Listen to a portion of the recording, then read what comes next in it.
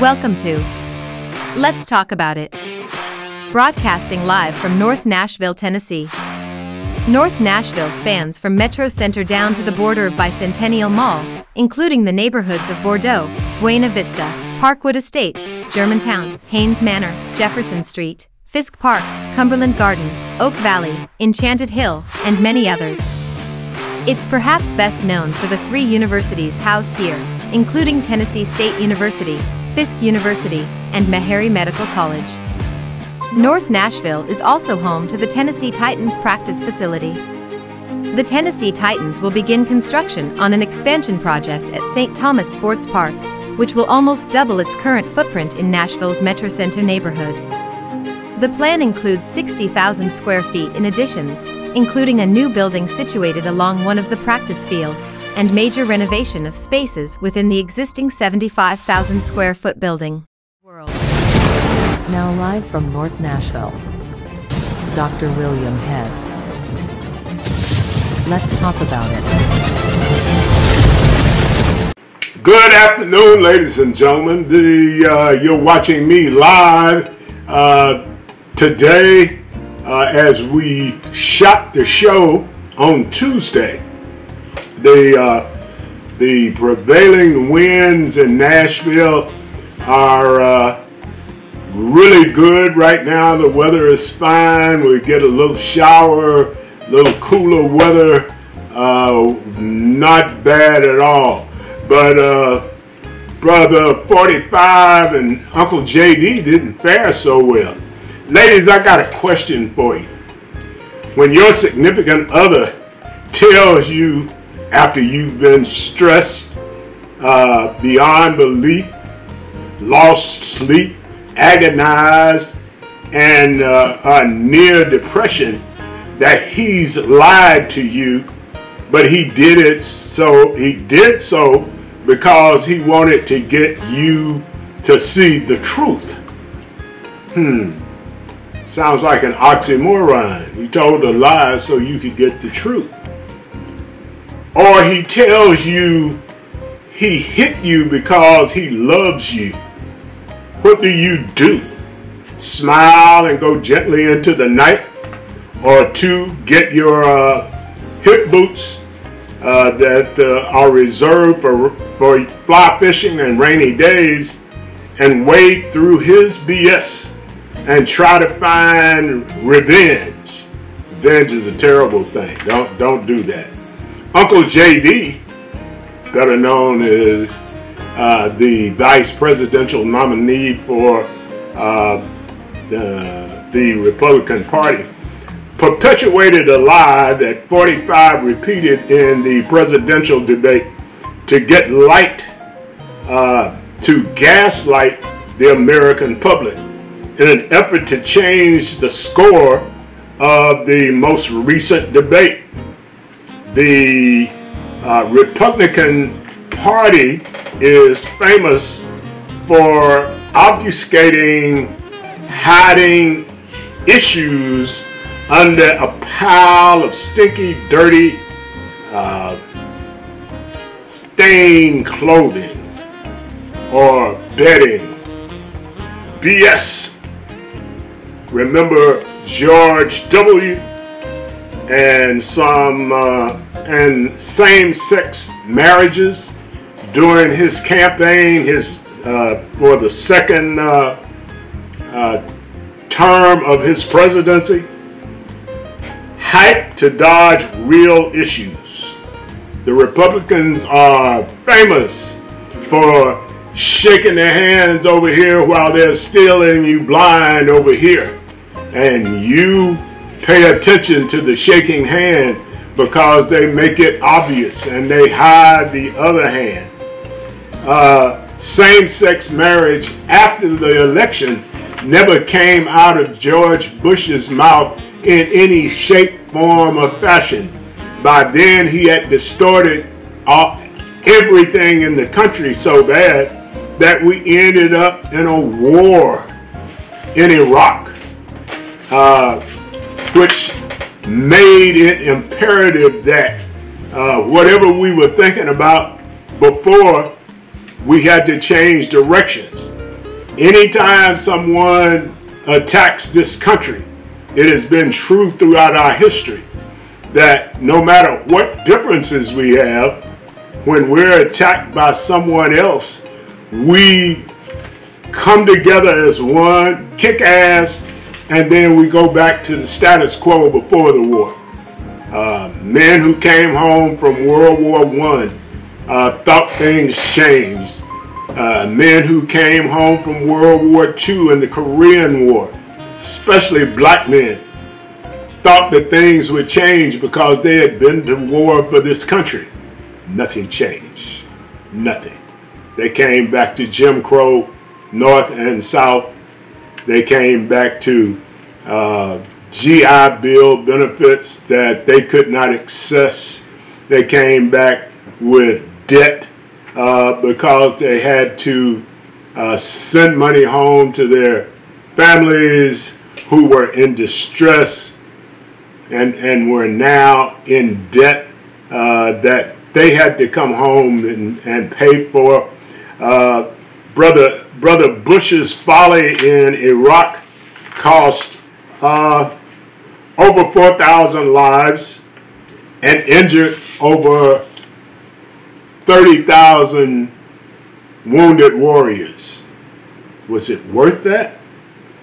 He said, we are going to shut down Iraq's supply of weapons of mass destruction. No weapons were found by anybody other than the ones that the United States brought with them to Iraq.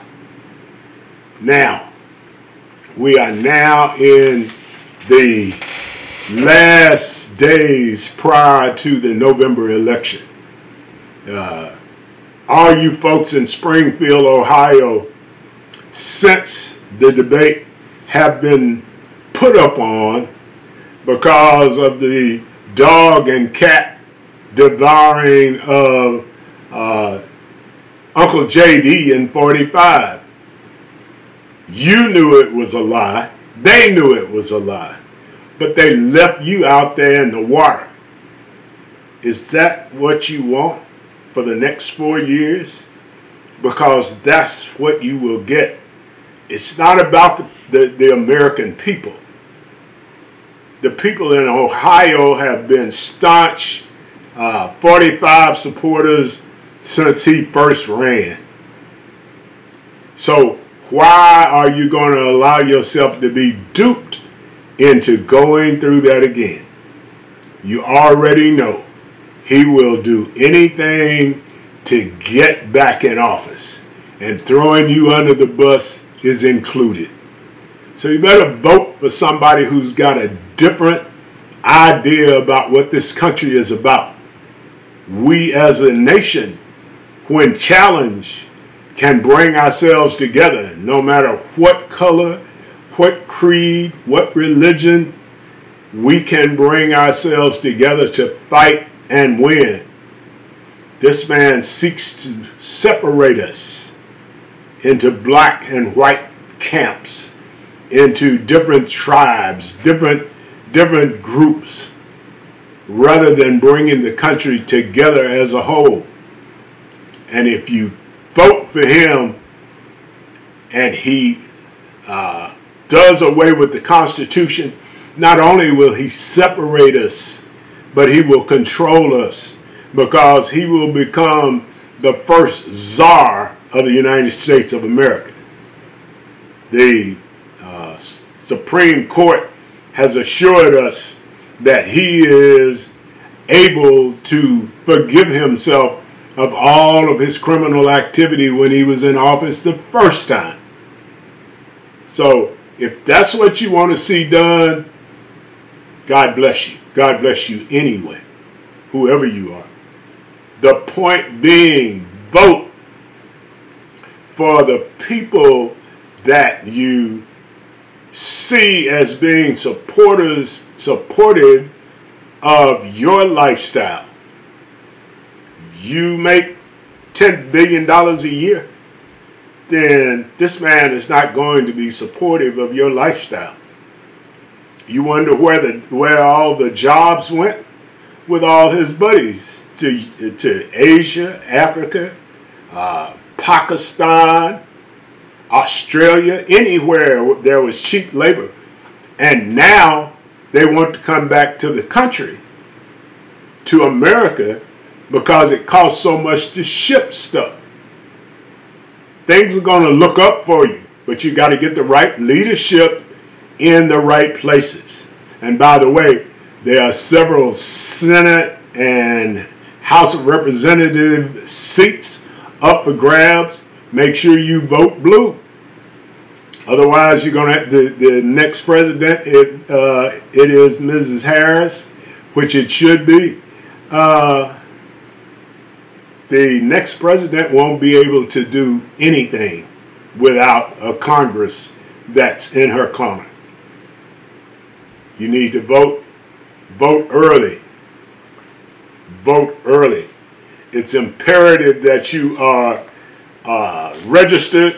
Yesterday was voter registration day. November the 5th is the election. Early voting started on the 16th of this month.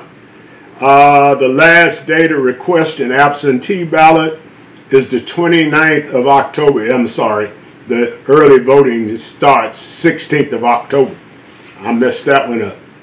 Absentee ballots request deadline is November the 5th. Here in Nashville, free WeGo bus rides on election day. Metropolitan Transit Ordinance, Davidson County. Sample ballots are not yet available. All that is what I'm reading from an announcement that we have. I'm trying to see where the voter registration deadline is October 7th. So you've got 3 weeks that you've got to make that difference. The 37208 Harm Reduction Coalition will have a health fair on October 12th on the corner of D.B. Todd and Knowles Street. We'll start at 8 o'clock in the morning and run until 2 in the afternoon. We'll have vaccines there.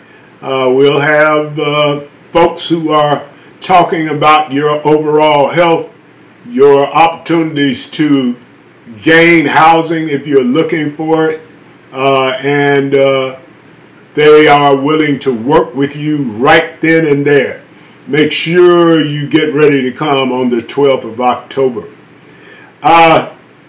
With that said, we will now go to a pre-recorded interview with Mr. Lorenzo Washington, the mayor of Jefferson Street, at the the Jefferson Street Music Museum. Take it away, Sid.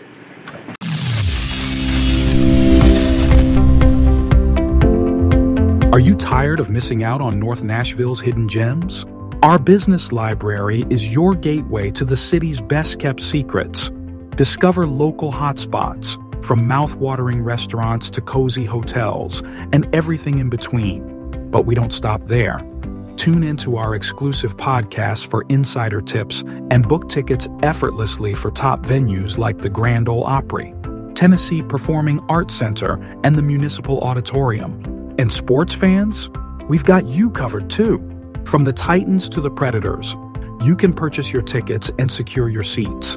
From the North Nashville Library, don't let another exciting opportunity slip away. Click the link below to unlock the full potential of North Nashville living today.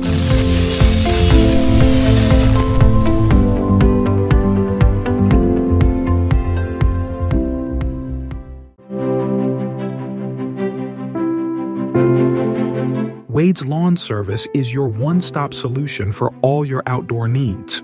We offer comprehensive residential and commercial lawn care, expert landscaping and design, professional fertilization, and seasonal maintenance services. Our team of skilled professionals will transform your outdoor space into a stunning oasis, boosting your property's curb appeal and value. Hello, my name is Deborah Wade, and this is my husband, Ira Wade, located at 1215 Louisville Highway in Goodlettsville, Tennessee. We've been in business now since... I started in '98. Don't let lawn care stress you out any longer. Visit www.wadeslawnservice.com or call us at 615-766-8347 today to experience the difference of a well-maintained, beautiful lawn without the hassle.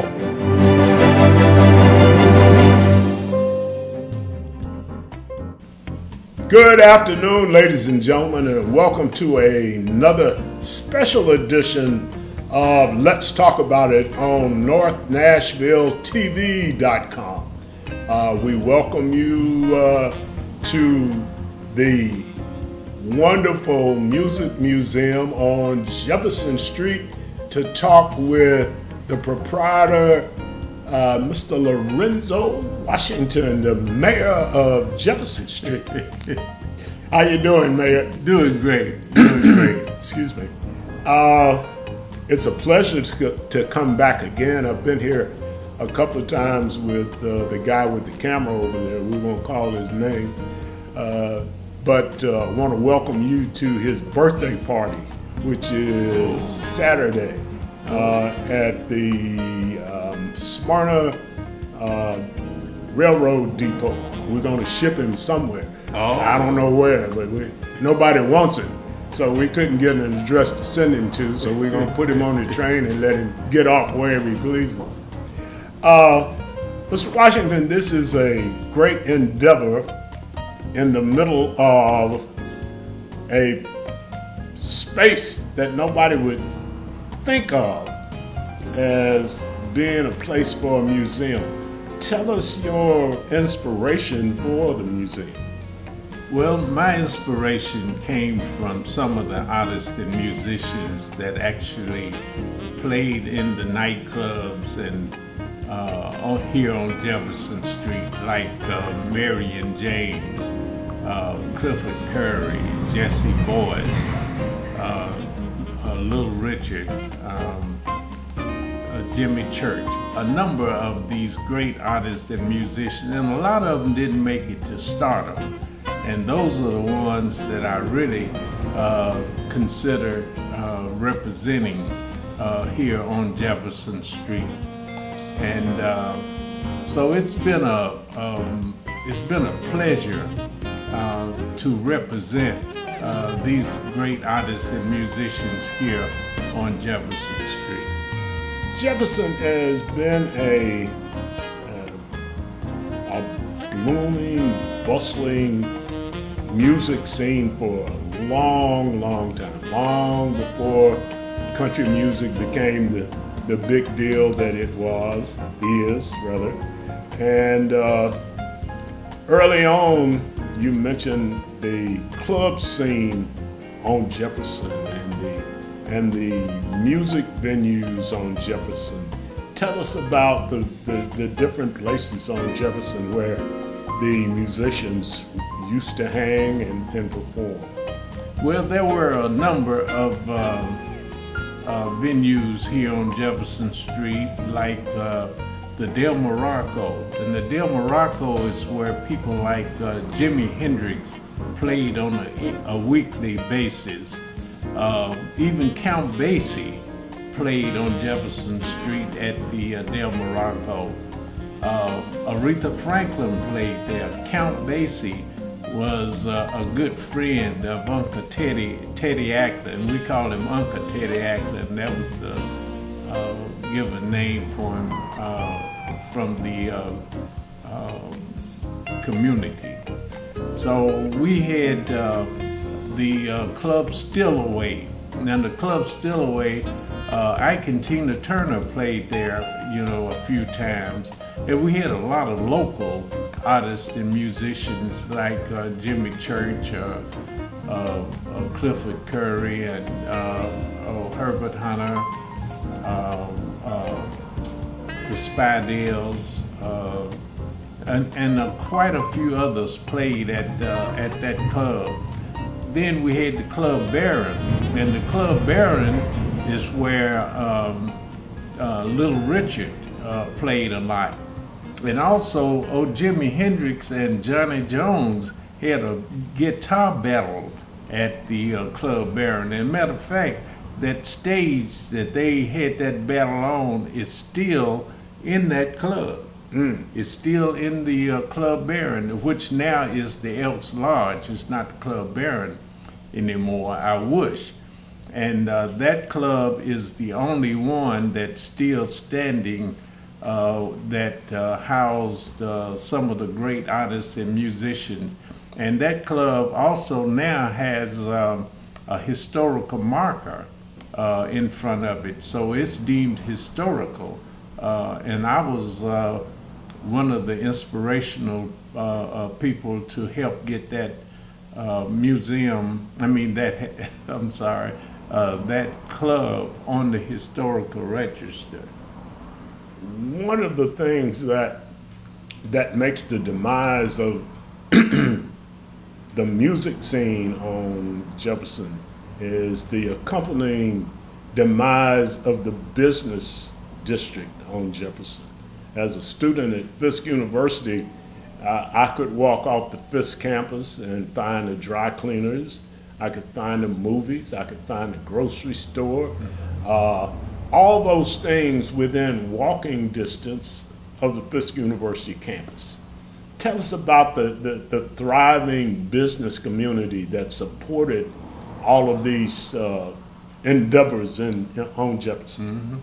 Well, it was over 600 and something businesses and residents on Jefferson Street. So this street was really alive. We had everything that we would need to survive on Jefferson Street during the 40s and 50s and 60s. We had grocery stores, we had bakeries, we had car dealerships, we had mechanic shops. So everybody mixed and mingled on Jefferson Street, and at the end of the week, all of these different groups, different folk came to the clubs on Jefferson Street. So you might have a mechanic sitting next to a doctor in the clubs here on Jefferson Street. Absolutely. So this was a thriving community here on Jefferson Street. And we used to come from East Nashville, is where I was raised. And we would come with my mother when I was a kid, come across the bridge to the farmer's market.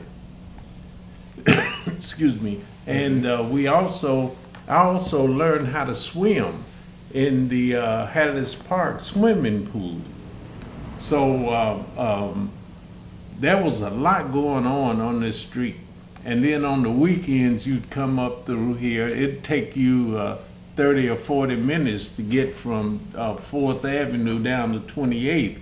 It would be so crowded and there'd be so many cars in line going down Jefferson Street just to see what was going on. I remember picking up a young group of ladies and taking them down to the Del Morocco. They were going down to check out Jimi Hendrix. And it just so happened Jimi Hendrix was running late. I was coming back up Jefferson Street and took them down to the Club Stillaway. And when they got to the Club Stillaway, there was Ike and Tina Turner at the Club Stillaway. So it was just a thriving community and street during those 40s, 50s, and 60s. Well, then off Jefferson Street, a block or two, there were businesses that thrived. Yeah. There were bowling alleys and restaurants. Yeah. You'd go to a Tennessee State University football game, and you'd leave there and go down the street to the Little Saratoga and get you a hamburger and whatever else you wanted to drink with it. Yeah. The community was a buzz all weekend long. The buzz stopped at 5 o'clock in the morning on Sunday morning when everybody finally went to bed. Yeah. And the construction of I-40, the first part of it was destructive, and then they came back with the connector, which just destroyed everything. And since then, of course, all of the businesses on the street suffered greatly. Right, right. You know, and at first they were going to take the interstate around through the Belle Meade area, through that area, and then they decided, no, we won't do that. And then it was said that they were going to take the interstate around by the Cumberland River and come out up there at Metro Center. And then they changed their mind on that. And then they decided, okay, we got all of this, all these things going on Jefferson Street. You got marches. That's when segregation was in full force during that time, and you had students marching up and down Jefferson Street, marching from Tennessee State all the way up to the Capitol downtown. And so there was a number of things that were blocking the flow of traffic up and down Jefferson Street. And when they did start the planning of the bridge of the interstate, it was in like 1955, 56 when the planning took place. But they didn't tell the community that they were about to build an interstate straight through our community. And once they started the plan, they start demolishing the properties, the homes, and the businesses on Jefferson Street, and it just ran all of the businesses out of Jefferson Street, because when they started the construction in 1964, they start tearing down the homes and the business, and the construction started. The trucks was coming through North Nashville. They cutting the streets off because they were bumming the lands in order to build the bridges. So for about 2 years or so, you couldn't get up and down Jefferson Street. You had to go around the community in order to get to Tennessee State and Fisk. But just and Ford Glass Plant, which everybody came down Jefferson going to Ford Glass to back work. then. Yeah, they did.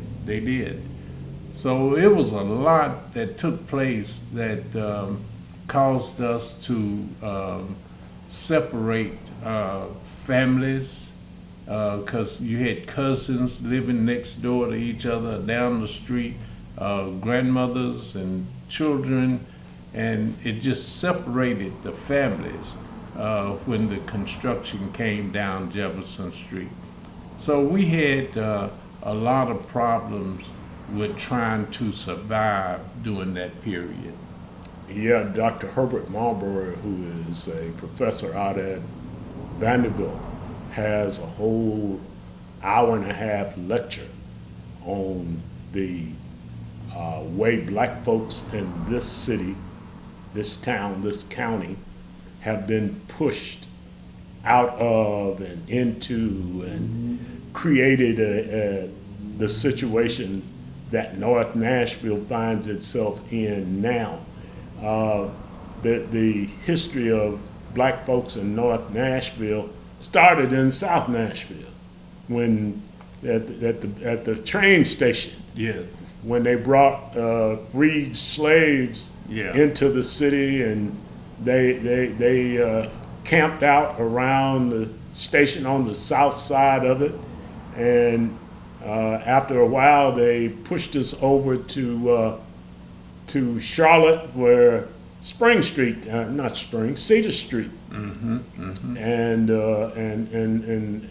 we blossomed there. Yeah, yeah.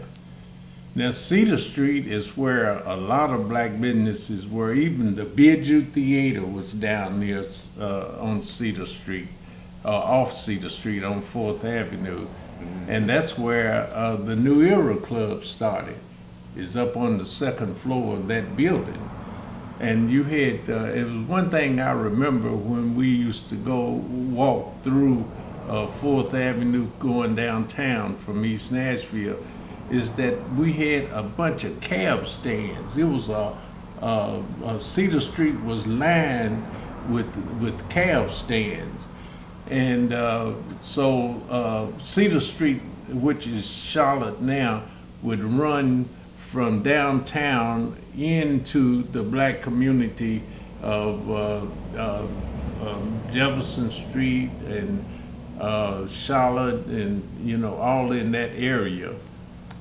So we had a lot of black activity in the downtown Cedar Street area, and when I was a kid, we used to walk through there, and I saw all of that.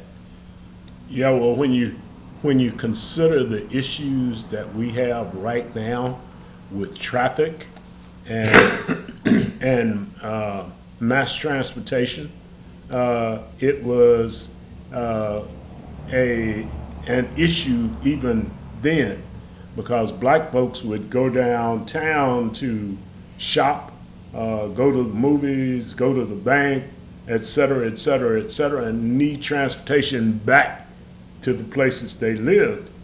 And the cabs were intricate in getting those people from place to place. Mm-hmm. White cab companies would not pick up black passengers. Mm-hmm. So black cabs thrive because of the need.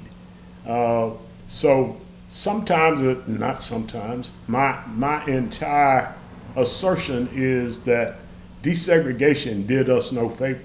Right.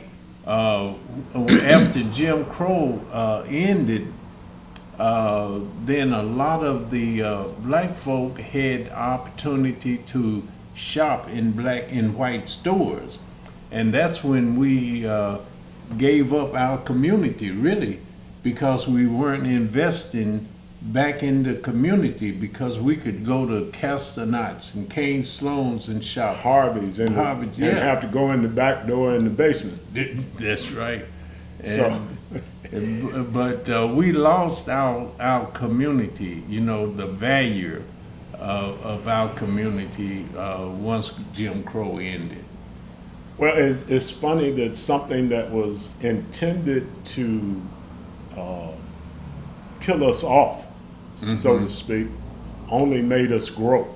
So let's hope that the current racist doctrine and push does the same thing.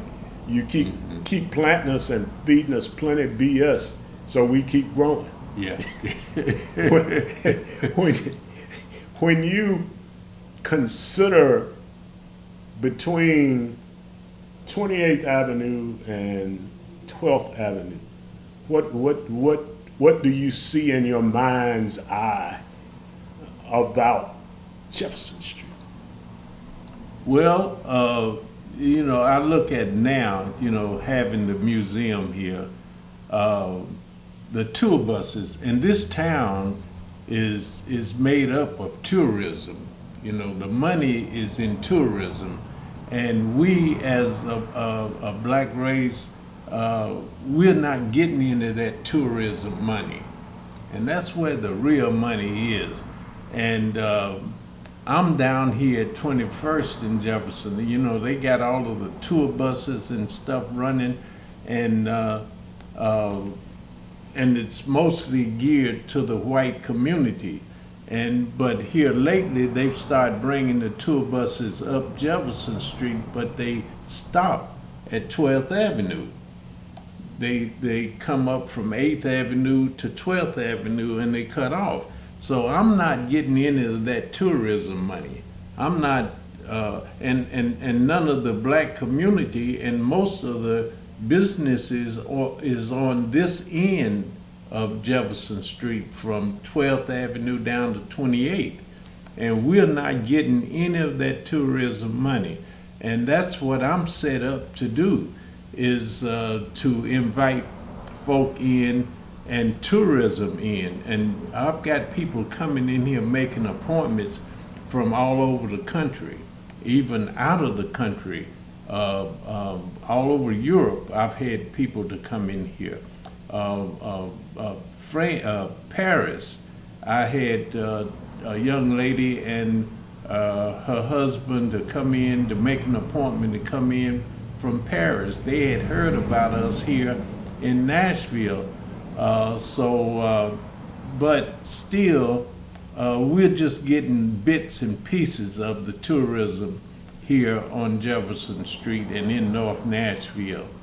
So hopefully that will open up and the buses will start coming down Jefferson Street, because we've got still a lot to offer, because we got the 3 HBCUs, Fisk University, Meharry Medical College, and Tennessee State. So we've got something to offer the tourists when they come to Nashville. But and when I say they, I mean the system is saying we're not ready for that yet, to bring all of these folk that come in from out of town into the 208 community. One of the things that I find so detestable in what you just said is that it's by design that they don't pass your place. Exactly. It's by design that they don't bring the tourism dollar to North Nashville. Mm-hmm. It's by design that everything that you see in Nashville fails to recognize the black population.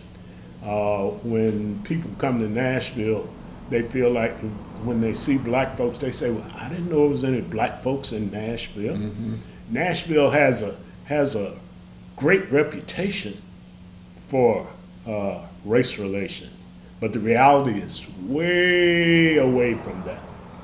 When you consider it being the leadership in this community being so low down and underhanded to fill in 7 or 8 swimming pools to keep black folks from swimming in swimming pools 50, 60, 70 years ago. Mm-hmm. And now the same thing is trying to completely void North Nashville from its existence in town.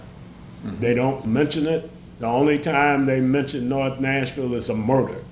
Mm-hmm. Mm-hmm. So the North Nashville TV is about letting people know that North Nashville is not a bad place to live, nor is it a hole in the wall where you cannot live successfully. Mm-hmm. Mm-hmm. So as you continue to strive to make a larger footprint in a place where your footprint is not desired, where do we go with that?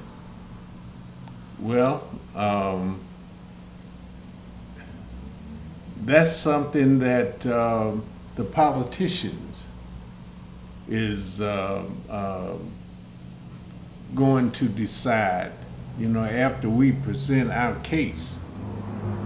And we're going to have to continue to present our case to the system before we can get results.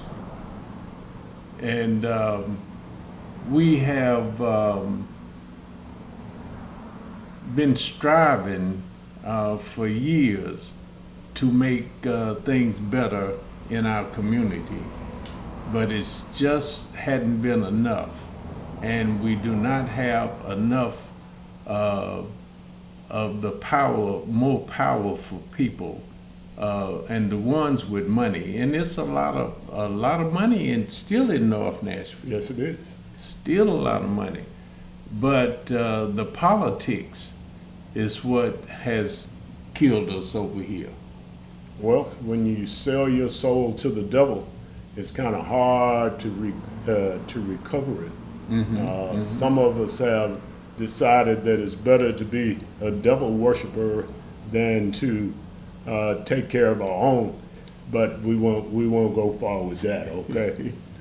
Because it is not relegated to any particular person, but it is relegated to all of North Nashville, that we allow ourselves to be used when someone wants to use us.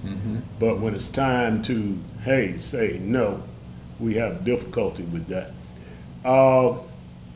As we close, tell me what you see or what you would like to see as it relates to a better business relationship with Nashville. Nashville investigated it, did an evaluation of itself, and said it was discriminatory in how it hired people. The people on the list of vendors is completely skewed from the actual population of the city. So where do we go? We press on. We are a large portion of the voting populace in the city. We've got to become more politically active. Where do you see that going? Well,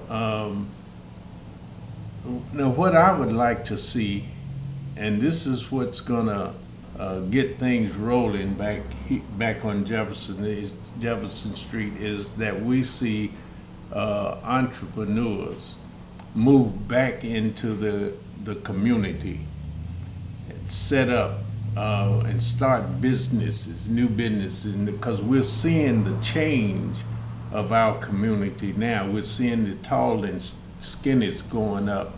Buckhannon Street over there, they have started what I would like to see happen here on Jefferson Street.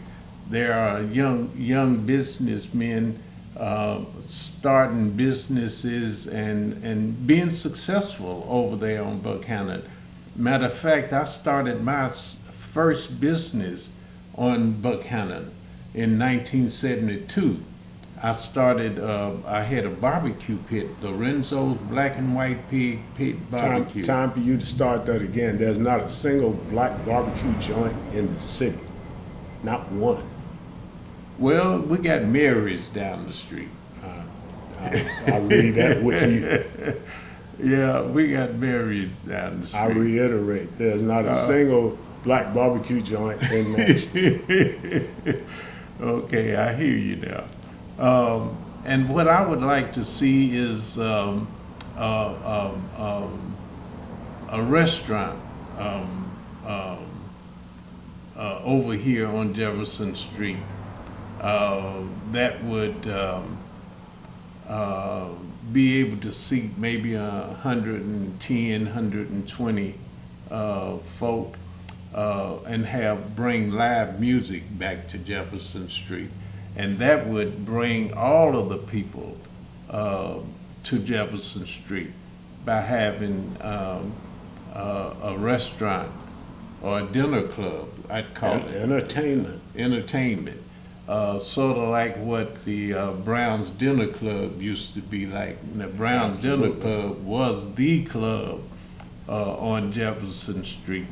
They did had a lot of jazz in that club, but people like Jackie Robinson, Joe Lewis, Ella Fitzgerald, Nat King Cole, all of these folk stayed on Jefferson Street when they'd come to Nashville because they couldn't go to the hotels downtown. Yeah, you can go, but you couldn't get in. Couldn't get in, no. But they could party right here on Jefferson Street, and people like Ray Charles, you know. And I've got a story about Ray Charles. Ray Charles used to be on his bus behind the steering wheel going up Jefferson Street waving his hand. I've heard that before. And they had one of his band members would be on the floor holding the steering wheel and pushing the gas, you know. So, but everybody that came to Jefferson Street back in the day had stories. They enjoyed being a part of this black community. And it was a thriving, yes, thriving, driving, attractive, entertaining community. Yeah, yeah, and it can come back to that if the black folks with business qualities and money, if they would come back, and we should preserve this community. Under any circumstances. This community is just going away, but you can go to just about any city and see something similarly happening in the community, because the interstate came through most of the thriving black communities. Well, the interstate was tantamount to the bombing in Tulsa. Yeah, yeah. They didn't do anything that was going to kill anybody. They just killed everything that existed. Yeah. You poison the ground, nothing will grow, and that's what happened. The locale of black businesses in areas before that nobody gave a heck about, all of a sudden became important because they see these people making money on that side of town. Like Stax in Memphis. Stax was just fine until the entertainers were driving around Memphis in these beautiful brand new vehicles and buying up property, and the street they were on was thriving because of people who came to the community. Right. And so the white community decided, how all these black folks making all this money? We need to get our fingers in it. When they couldn't get their fingers in it, they destroyed it. So much like what we see in other major cities in the country. Right. This city and Memphis were two of the meccas for music in this country. Right, right, right. And a lot of this, these artists and musicians came through Nashville before Memphis, but Nashville was a part of the Chitlin circuit.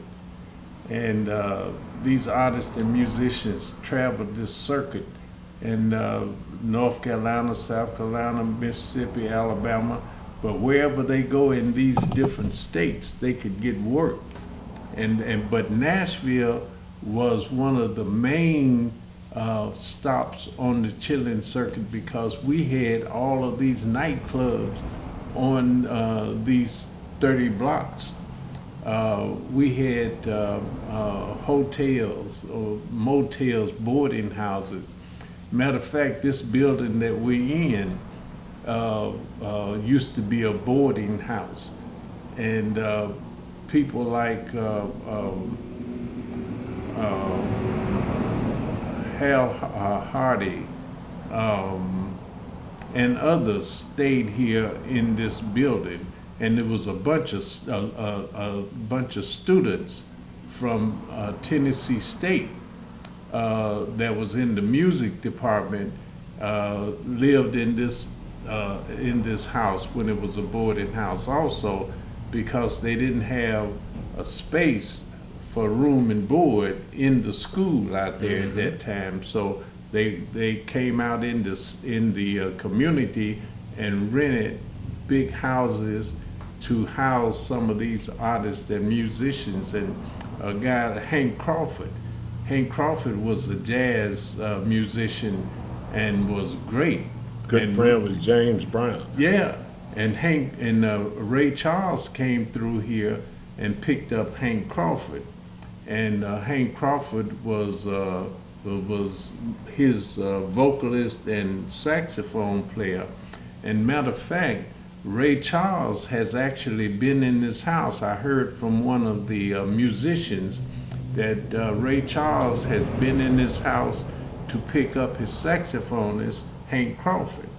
So this house has some historical values to it also. And it was built in 1909. So this place has been here for quite some time. Quite a while. Yeah. When you consider the west end of Jefferson, Tennessee State, when you consider this end of Jefferson with Fisk and Meharry, students from around the world, the reputation of this area of town was way above anything the other side of town thought it would be. That's right. So the reputation of the black folks in Nashville was that you can find just about anything you want on Jefferson. On Jefferson, that's right. And the pretty girls at the two institutions, there were doctors of all kinds up and down Jefferson. So you didn't have to go far to get care if you needed it. That's right. Meharry Hospital, Hubbard Hospital. I was born there. So it was a self-contained area. Yeah. An ecosystem that supported itself. It didn't have to go out. Well, of course, it had to get whatever it had from outside, but you didn't have to leave Jefferson Street to find a new shirt. You can find one, and you can find shoes. You can find whatever you needed right on Jefferson Street. Right. A walk, a mile at most. Yeah. In either direction. So a ecosystem that was supporting itself economically, an economic system that didn't have to reach over on West End to get what it needed. So what do? You kill it, and you build a road to go where they couldn't go. Right. 70 years ago. Right. And they just built the roads from West End to 28th. Exactly. That's And what I'm Jefferson, talking about, the connector. They just connected. And so what's getting ready to happen that we don't know about again? Well, see, what that connector did was suck economic improvement out of North Nashville over to West End. West End. All right. So if we close all the stuff that you can do on Jefferson Street, then they can come right across the way and shop and eat and drink and buy books, et cetera, et cetera, et cetera. You got a institution with at that time 3,000 or 4,000 students, and now more like 7. Had Fisk. You bought books out of the Fisk bookstore or the Tennessee State bookstore. Now you can run over to another bookstore and somewhere else. So the obstructions to economic welfare of the community was changed. The thoroughfare changed it. Right, right. The interstate changed the people, changed the topography and the location of people. Even with that change, parts of Jefferson continued to thrive. So they cut it up again. So now we've got to go somewhere else. If Dr. Marbury, as I said before, over at Vanderbilt, has this lecture that he does that is so revealing as to where this thing is gone. All the way from the entry of black folks to Nashville at the railroad station. Yeah, yeah.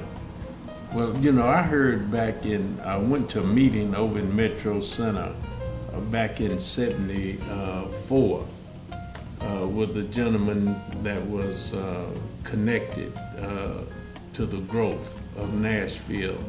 And I went to that meeting with him, and they said there was going to be over 10,000 housing.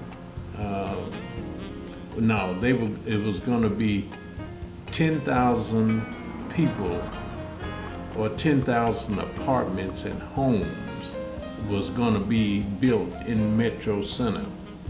Now, it took from '74 up until now for this collage of homes and apartments to be built in Metro Center, but it's actually happening right now. Right in front of your eyes. They said it was going to happen in '74, and now it's happening. They built the bridge. The Martin Luther King Bridge has been rebuilt, and now all of these apartments and homes that they said was going to be in Metro Center is actually being built right now.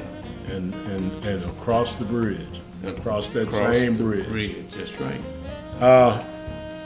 Well, Mr. Washington, we will have to do this again. All right. I love the information you give us, and we will hook up once more somewhere at least. All right, sounds good. You have been watching. You have something else? Yeah, one other thing.